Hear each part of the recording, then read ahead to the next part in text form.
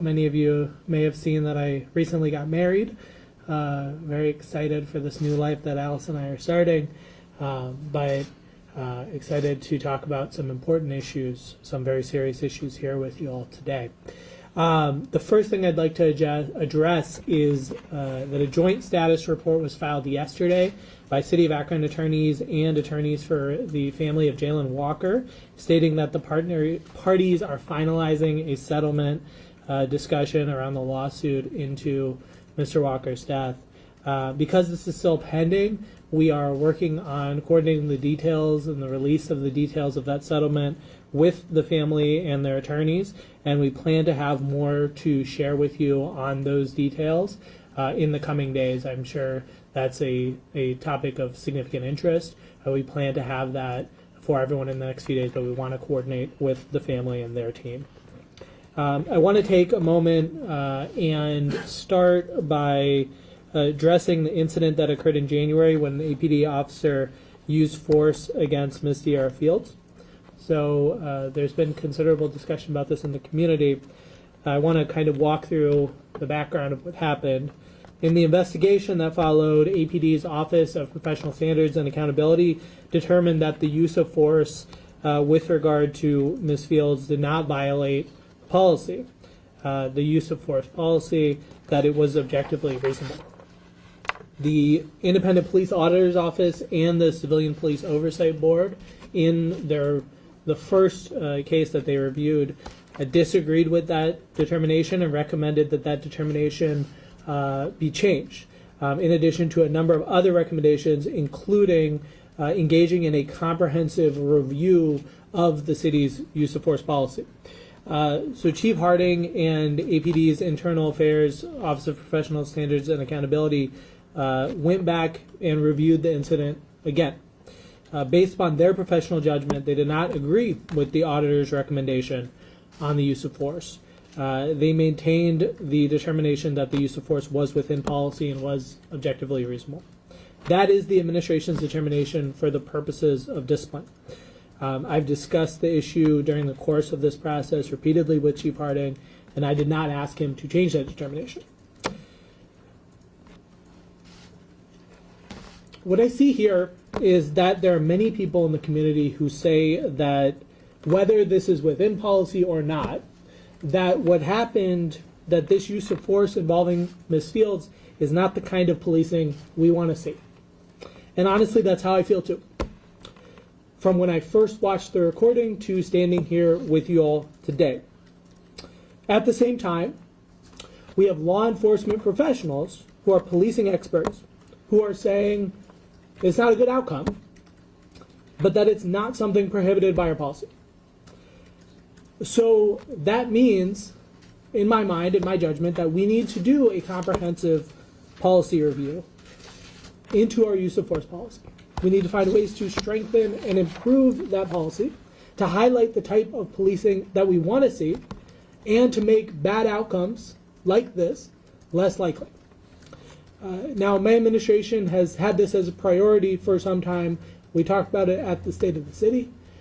We readily agreed in our response to the auditor and the Oversight Board's recommendations that we needed to engage in this, and we've been working on this. We've committed to this review. In the coming weeks, we will share many more details about this process, which will be coordinated by our public safety strategist, Tony Ingram, in concert with the rest of our team. In this review, we will make sure that the Auditor's Office and the Oversight Board, as well as the public, have a role and a voice.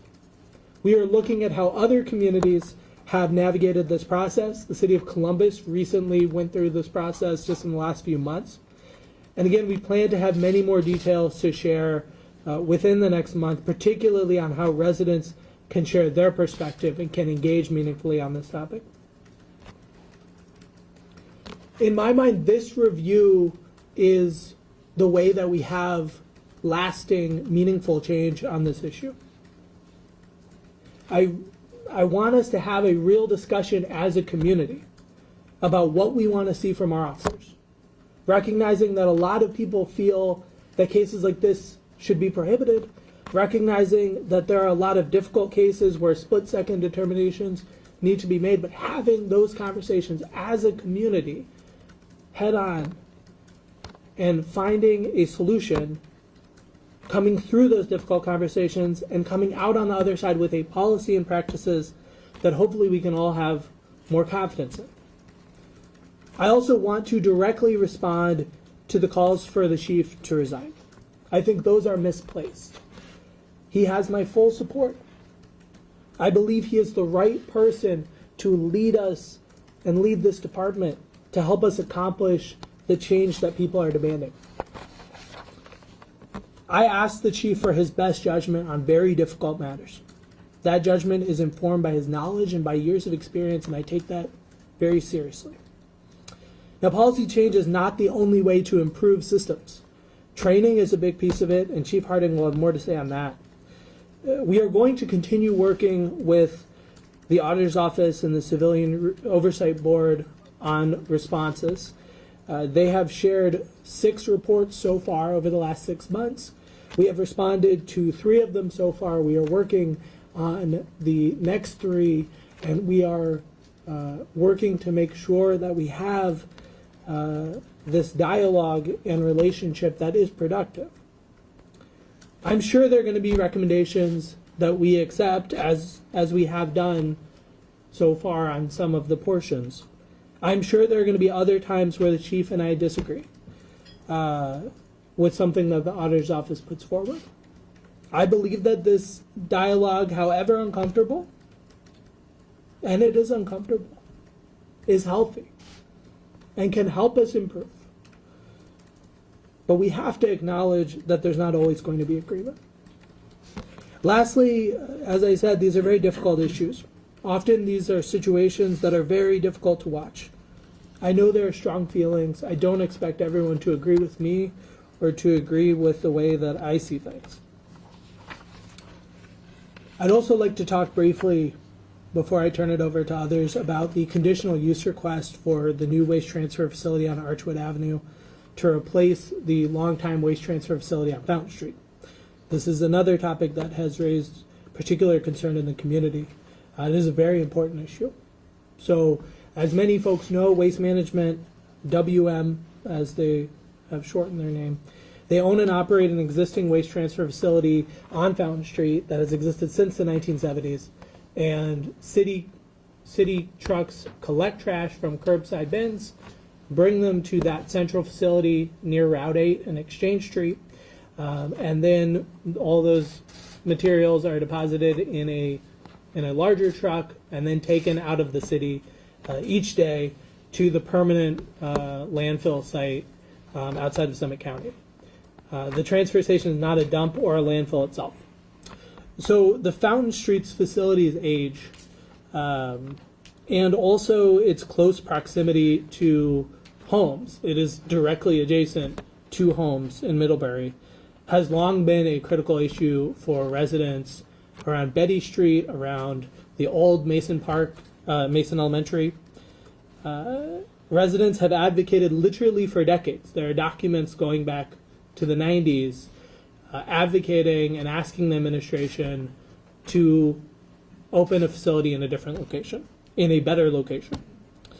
And my administration, as well as the previous administration, believed that the facility on Fountain Street needed to be moved to a different location. Akron deserves a modern waste transfer facility, one that's located on a much larger portion of land and much farther away from residents. So over the last 2 years, the last administration and the current administration have shared locations with WM for their consideration. It is ultimately their facility that they would invest in and build. But we, again, the previous administration and this administration, had very strong opinions because we don't want to recreate the same issues in a different location.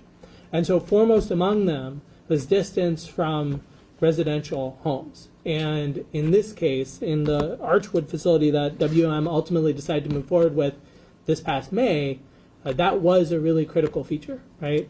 That in most cases, it is 1,000 feet from residential neighborhoods.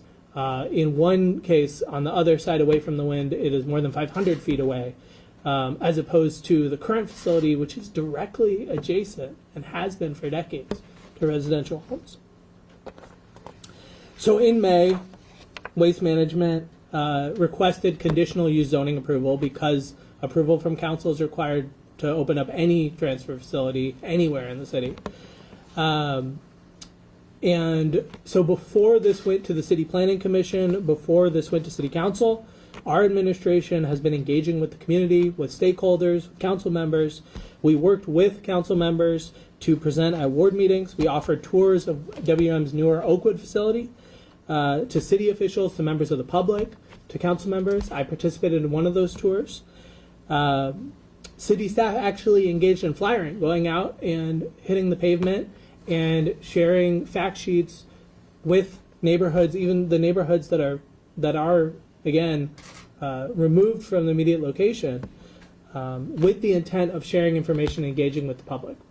Again, this was all before the formal process of Planning Commission and Council review started. This is really important to me, right? We have to share these things on the front end. And frankly, I think the 9-hour hearing that we just had, no one can remember a longer hearing, is partially a result of how much engagement has happened at the front end. So Akron City Council is now reviewing. They're taking their time on this conditional use zoning request. Tomorrow, Ward 5 Council Member Johnny Hanna is hosting a meeting at Joy Park Community Center. That's going to be at 6 p.m. I'd encourage residents who want to learn more to please attend that. I also want to thank our city staff that have put in an awful lot of work on this issue, including Service Director Chris Luddle and his service team, our Director of Sustainability and Resiliency, Casey Shevlin, Nanette Pitt, our Chief of Strategy, our Planning Director, Kyle Julian, and his team that have actually managed this whole conditional use zoning review process. I also, as I mentioned in the last issue, recognize that members of our community have brought up concerns. There are concerns about the new facility, and I think that we should engage with those concerns directly and head on. This, as I said, has been an issue at the present location. We want to make sure it's not an issue. We believe this is a much, much, much better location for this to be located in. I want to be clear, though, also about the facts. Some door hangers said that this was a hazardous waste facility. That is not true. It is not a hazardous waste facility. We talk about moving the facility. I just want to say one more time, we are not moving the Fountain Street facility to Archwood. We are asking them to build a new facility, a much better facility. The Oakwood facility is itself a much better facility than Fountain Street, but this would be, I think, even better. It's 10 years newer than Oakwood. So we'll continue to engage with stakeholders and community members on this issue, both before council votes and after council votes. So thank you very much for bearing with me. I'd like to invite up Chief Harding and Deputy Chief Walker.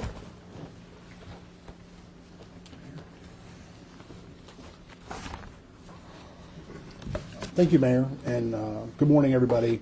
Today we have some really positive news to share regarding declining trends around violent crime in the city of Akron. Across almost every data point, you were seeing violent crime decrease in our community. We have handouts with this information that we will pass around. It will also be available online after the press conference. At this point, I'm going to ask Deputy Chief Laughlin to kind of cover some of those details with you. Thank you, Chief. I'd like to start out by offering some insight into the FBI's Uniform Crime Report from 2022 that was recently the subject of a news story. As a result of the article, we did an in-depth analysis of our case clearances and found some internal shortcomings as well as some nuances about our record management system we were previously unaware of.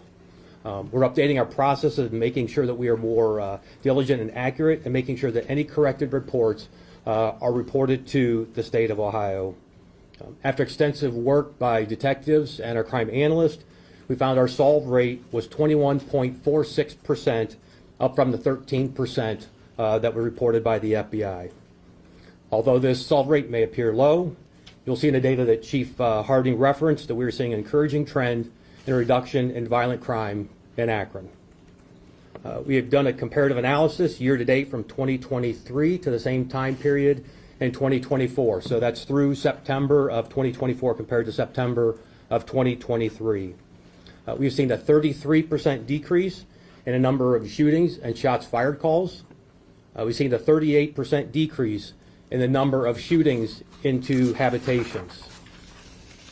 There's been a 25% overall decrease in the number of offenses where a firearm was used. And last year at this time, we had 20 murders in Akron compared to 15 this year, which is a 25% decrease over 2023. I'm pleased to report that of the 35 combined murders from 23 and 24, we've made an arrest or signed a warrant on 23 of them so far, which is a 66% solve rate. As a point of reference, the national solve rate for murders is 52%. This is a testament to the dedication of our investigators to seek justice for the families of our victims. Last year at this time, we had 133 adult non-fatal shooting victims and 21 juvenile non-fatal shooting victims.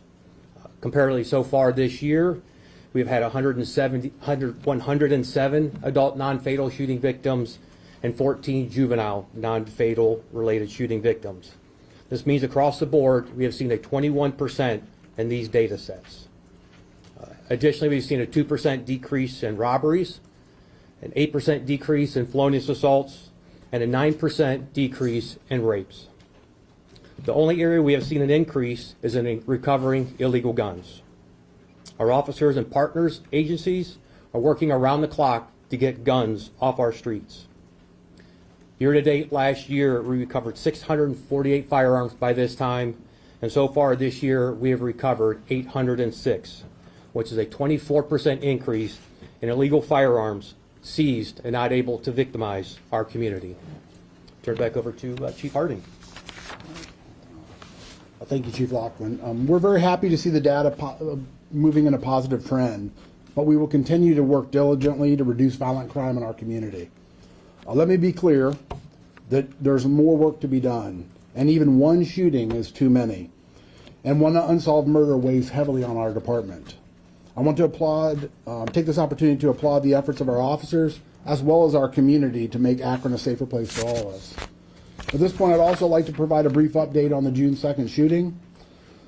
We have continued to receive tips on the shooting, and detectives continue to follow up on each and every tip that we receive. Since our last update, detectives have worked in excess of an additional 400 hours on this case.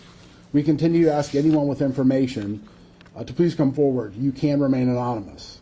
We have a detective who continues to work exclusively on this case. We also continue to work with a number of our partner agencies, including the ATF, the FBI, the Bureau of Criminal Investigation, the U.S. Marshals, and the Summit County Sheriff's Office to work on this case.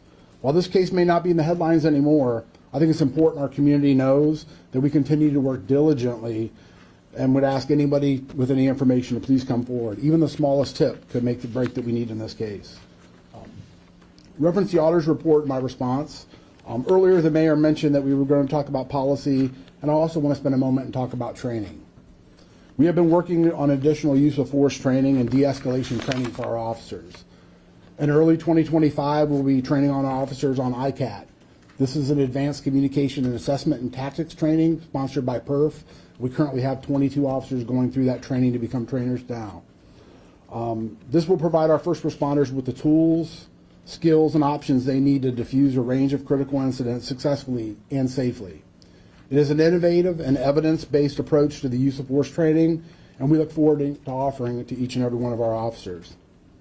Before I conclude, I wanted to address the recent statements made by some members of the community expressing their disappointment in my response to the police auditor. I take this very seriously. I respect the input and feedback of Auditor Fennell and the Citizens Oversight Board, and find value having important dialogue about our policing policies and practices. I and members of our department have been meeting with community leaders and community groups to learn about their expectations of public safety. I remain deeply committed to continuing this important work as we strive for the best outcomes. The auditor and I may not always agree on his findings, but we both want what's best for Akron and for the safety of everyone. I will not have any further comment on this matter at this time. At this time, I'd like to welcome up Tracy Carter to provide an update on the gun violence response plan.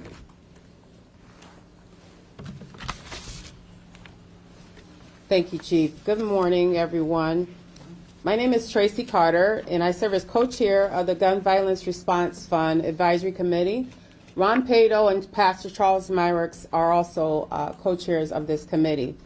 The Gun Violence Response Fund was initiated with leadership from the City of Akron, Akron Community Foundation, the United Way of Summit Medina, and Victim Assistance Program. The advisory committee was formed to give structure to the fund and to help raise funds from individuals, foundations, and corporations to benefit individuals affected by gun violence. Year to date, the Gun Violence Response Fund has raised nearly $310,000. The advisory committee is ensuring fund dollars are being utilized to help individuals recover from gun violence, heal, and move forward with their lives.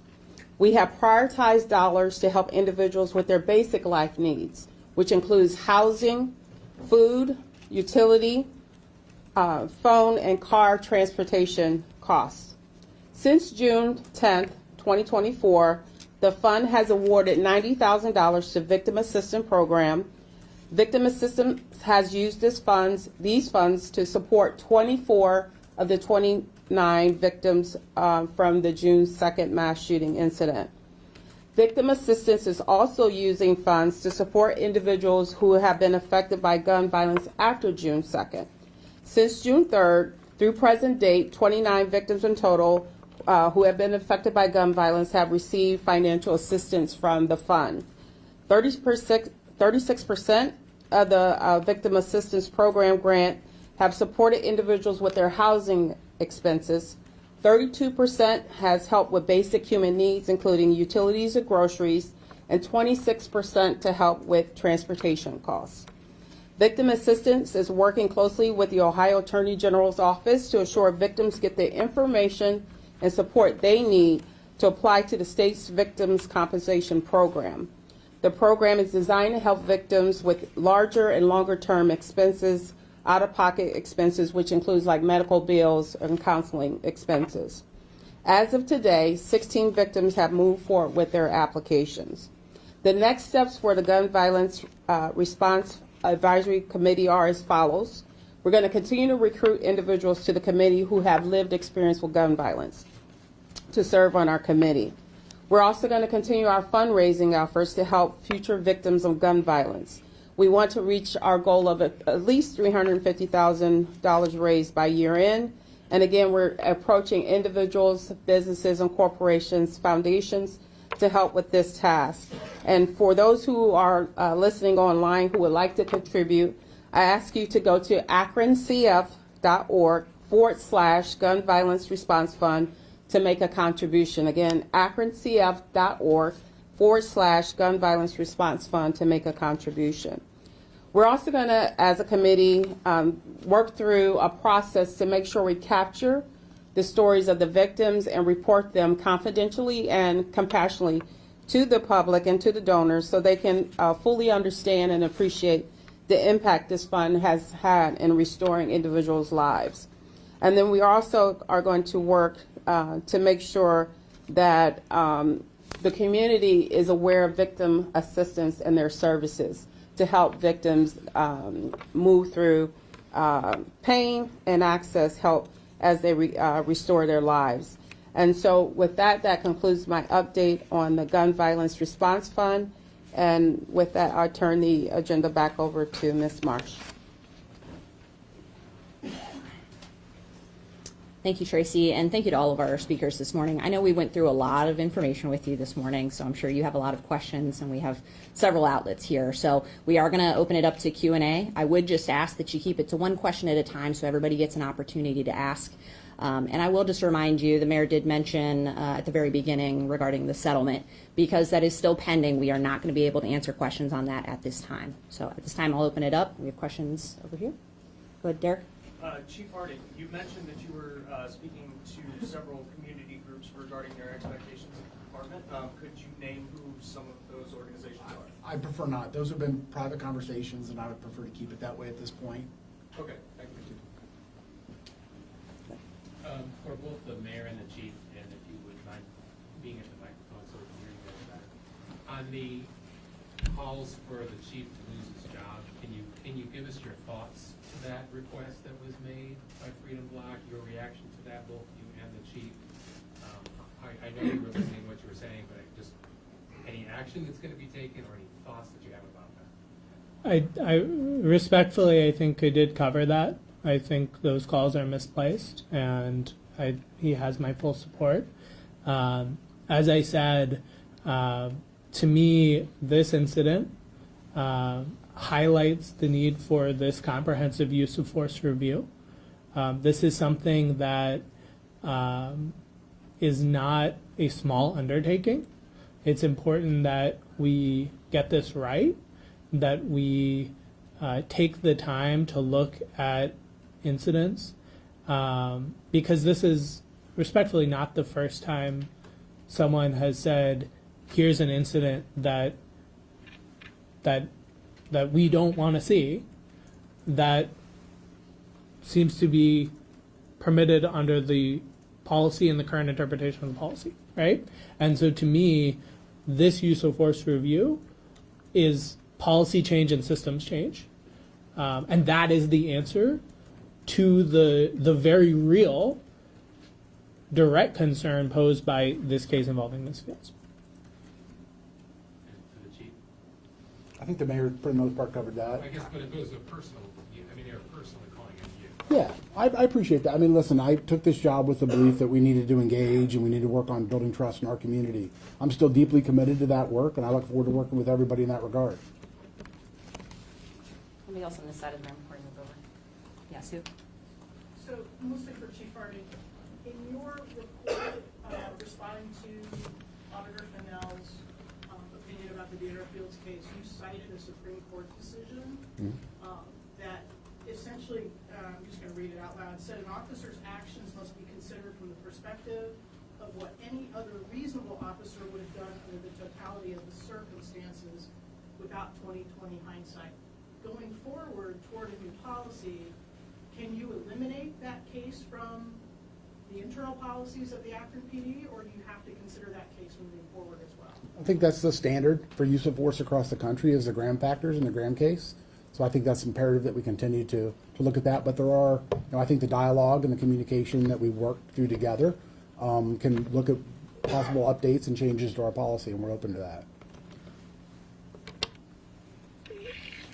You know, I really meant what I said when I talked about this being a conversation with the community where everyone can say what they want to see from policing. And I imagine that if you ask 200,000 people, you're going to get a lot of different responses and hopefully some consensus. I think my opinion's important. I think the chief's opinion's important. I think everyone's opinion's important. But I don't want to prejudge what that will look like. I think we need to bring the ideas and put them on the table and do it in a really professional, really serious way. And again, it's not going to be one change, but we have to look at every possible way of strengthening and improving this policy. Somebody else over here. Yeah. You mentioned the June shooting. What are some of the hurdles that are the challenges that are getting in the way of, I guess, solving that? Talking about the assault rate you guys have. Yeah, so that's a challenging case. To identify the initial shooter that started that is not something we've been able to successfully do at this point. We've had some leads and information. We continue to work that, but we do not have enough detail on that. So if anybody may have that information, that's where we continue to implore people to come forward. But that's really the crux of the biggest challenge that we're having. Yeah, sure. I have a question for Mayor Malik. Andrew Kuiper, Education Board of Signal Akron. Can you talk to me a little bit about why it's important for the community capacity 27, and that if it fails, what options the city has at its disposal to support the rebuilding of North High School? Absolutely. So in terms of the levy, I'm happy to talk to you after work hours because we've been trying to maintain the distinction that when you're talking about things on the ballot and levies and charter changes and all those things, that's something done outside of City Hall without city resources. I'm happy to talk to you about that later today. I think, our administration has really tried to prioritize education and be a partner with Akron Public Schools. In terms of this North CLC specifically, the city under Mayor Pasquale really was the partner to pass this income tax to rebuild schools. The fact that North High School has not been rebuilt is really a failing that we all share in. And you have a building that's roughly 100 years old that's really falling apart. It demands a solution. We've been working with our education and health strategist, Rochelle Wardell, to have a lot of conversations with APS about what that might look like. But that is priority of our administration, regardless of where things go on a levy.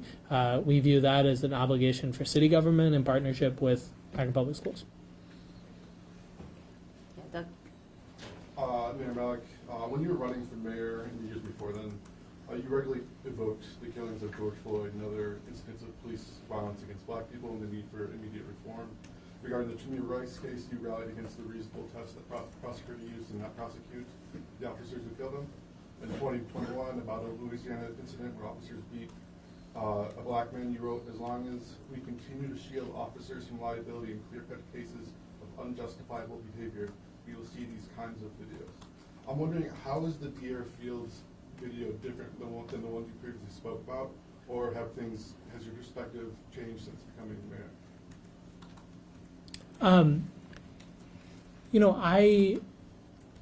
What I tried to say here today is that I don't view what happened in that video as what people want to see as acceptable.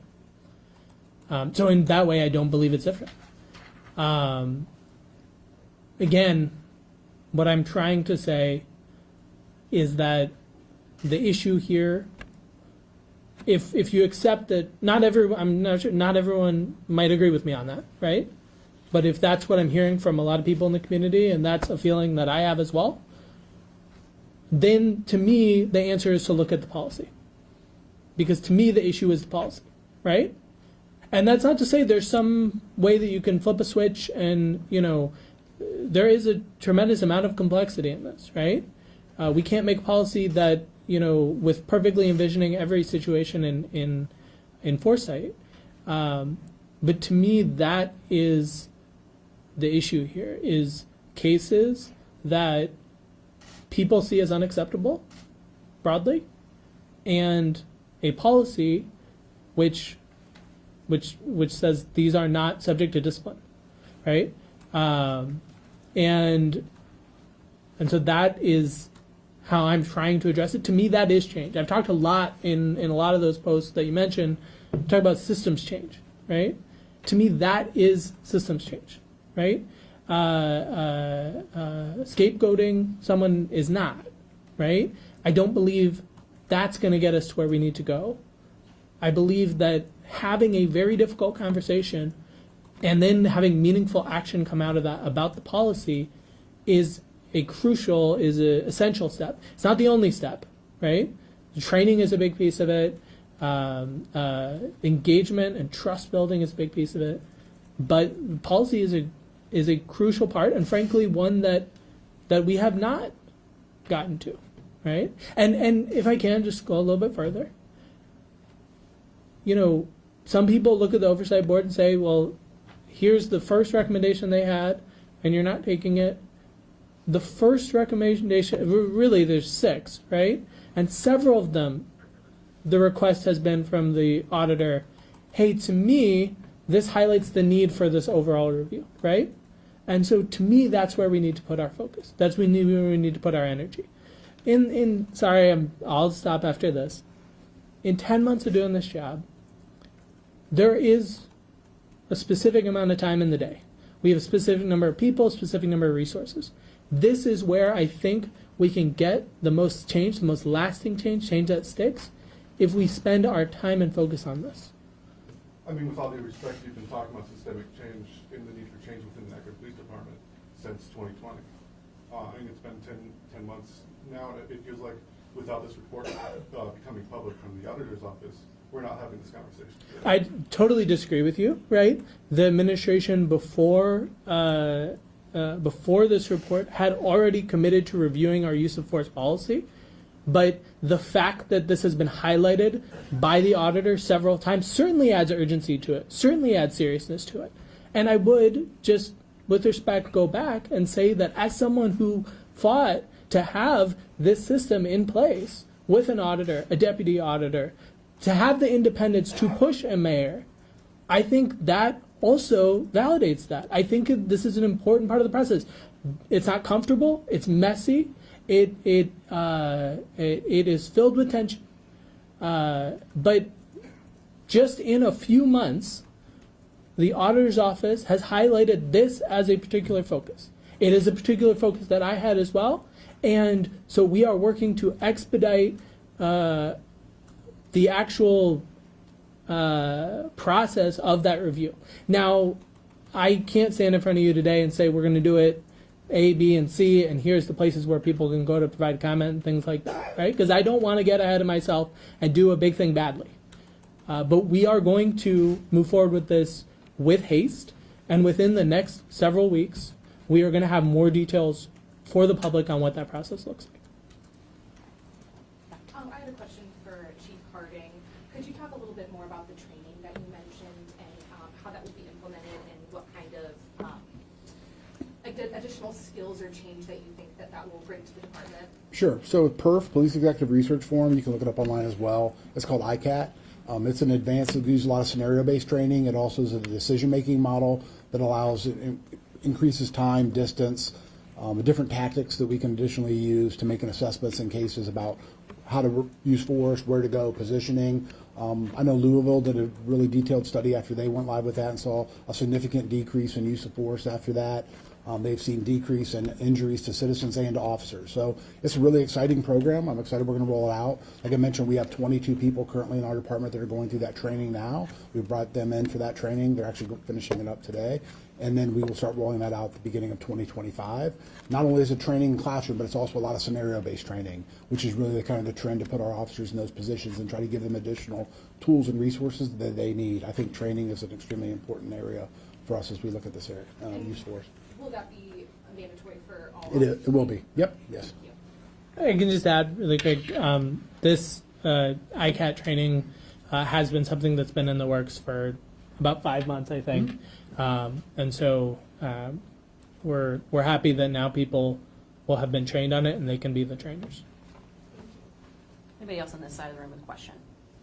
Go back over here. Any follow-ups? Yeah, go ahead. In regards to the June 2nd shooting, what do you say, either to the chief or the mayor, to the victims, the 29 victims, the level of frustration that they might be experiencing that 4 months later, there's still, to our knowledge, no warrants, no charges. They may feel, some of them have said, like, the case is being forgotten. Clearly, that's not the case. But what do you tell them? We have been working, I have been speaking directly with some of the victims and having those conversations with them. You know, I think all of us wish that we had different news to share there, right? Chief Harding and I meet weekly, and we talk about it every week. We want to put the resources behind this that we need to work on solving this case, and that will continue. And you know, the Gun Violence Response Fund is one way of supporting victims, but absolutely showing the victims of this crime and the community as a whole that we are working to hold people accountable, whether it's this shooting or other shootings, is absolutely essential. So we will continue talking about it. We will continue updating people, whether we have, you know, massive breaking news or we have smaller news, and we will continue communicating with the victims directly. Mayor, can you tell me if, do you know if WM is already under contract with Crown Enterprises to buy the Archwood property? I do not. Any other questions? Okay.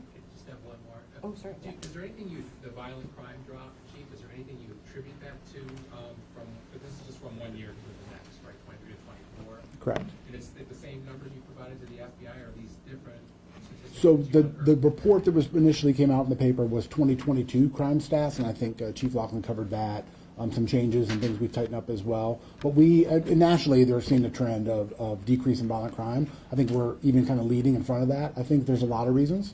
I do believe that some of the enhanced community engagement that we're continuing to do, I think it's important to note when we talk about, I mentioned a couple times earlier about park walk and talks and getting our officers to engage. We're up over 3,200 calls this year doing that. I think those things do make a difference and allowed us to get additional information for the community. As we talk about violent crime, we take it very seriously, but it's also a community issue. I think the community and a lot of our partner agencies as well, and I also thank our staff and the team that we have. We have an excellent group of detectives and officers that work really hard on violent crime. We take it seriously. Whether we mention victim assistance and other partner agencies as well, I think it's important we solve those cases. They make a real impact in our people we serve every day. So I think it's community engagement. I think it's making sure we're getting the right people involved in crime. And we find that it's a small minority of people that are involved in the majority of violent crime. And I think that's really important to continue to put resources there. Okay. Anybody else? Okay. Thank you very much. Thank you, everyone, for coming. We are going to put out some of the data that was shared around with you. I'll put that out after the press conference, so you'll have that. And then if you have other questions, just let us know. Thanks so much for coming.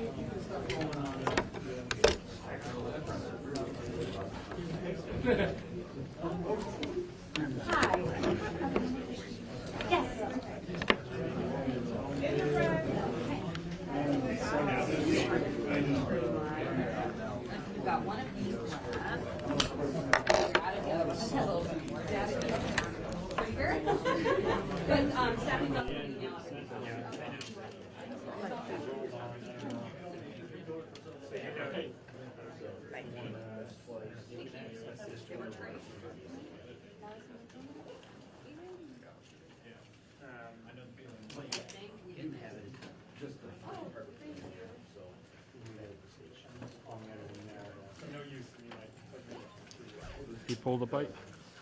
He pulled the bike. Scott.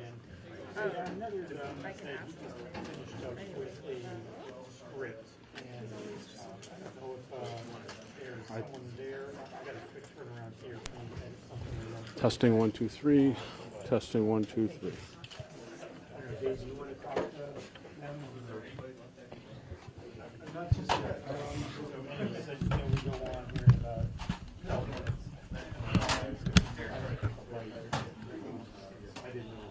You guys are aware, or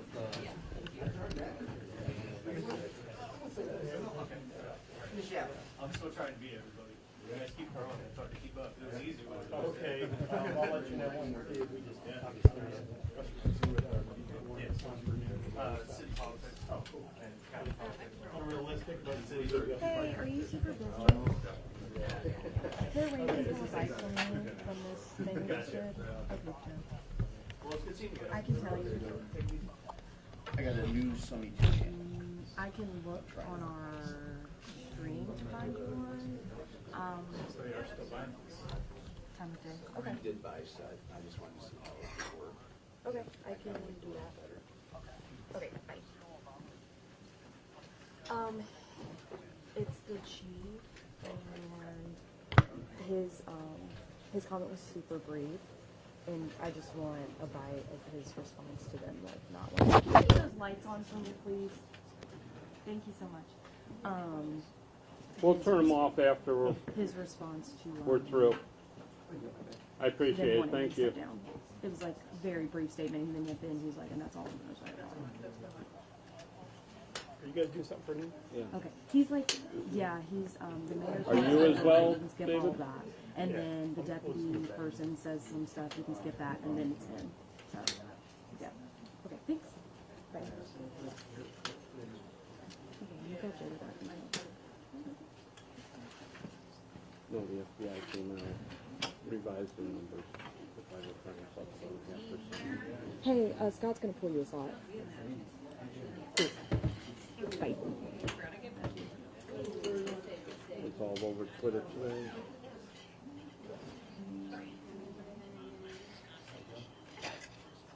I'm gonna ask you to repeat that after I go. Yeah, that's fine. I'm listening to you, but I'm not. That's fine.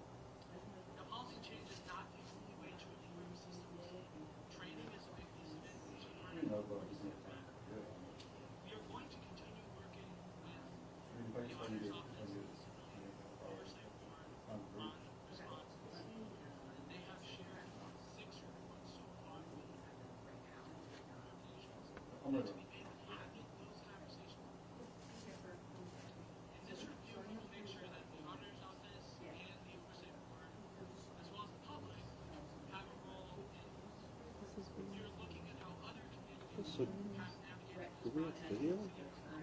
Info? Of what? The case that they're talking I'm about? guessing there was body cam footage that was released. I don't know if we have that. I haven't covered it, so I don't know. I agree.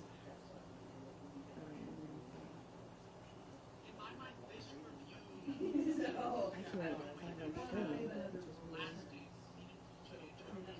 I think this is.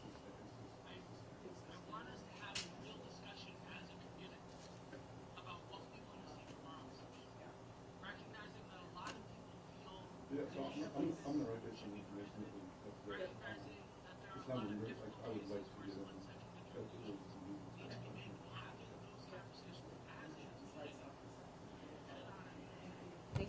We're gonna do our live shot in here really quick. Oh, okay, It yeah, go shows ahead. channel 8, yeah, yeah.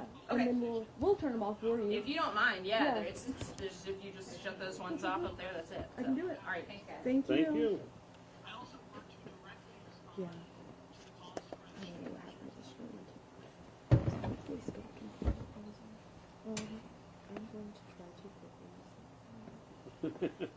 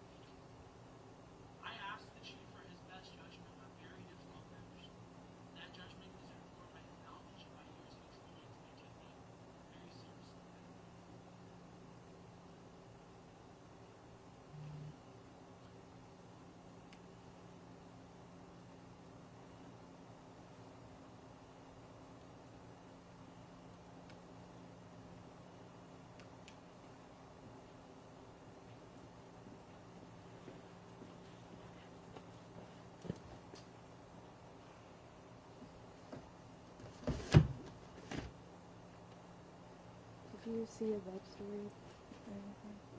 What? Yes. Just if we I don't even know how you spell your name. D-I. It's terrible cell service. I just got I know. into It's their so bad. public DIA in fields.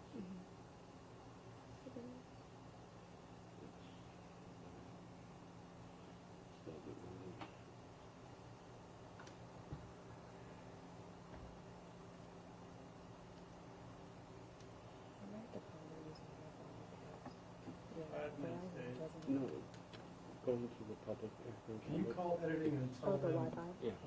that I have a SOP in the rundown and we can You go have to check a box, log in. We're gonna be right back here. The guest one? Yeah.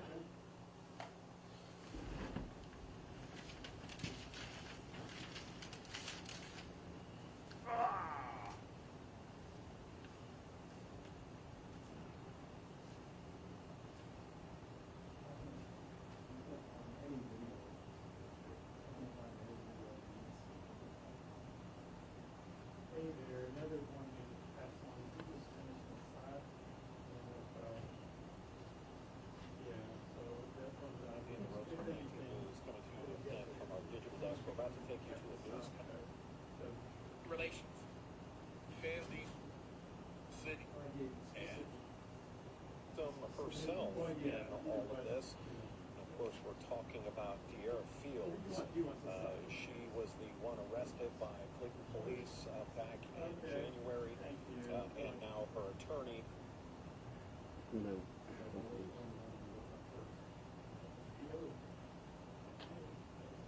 I said, yeah, finish the side first and then you can finish the expectations of. Yeah, and that's what I said, I said. I'm gonna paste into that one. That's why I tried to.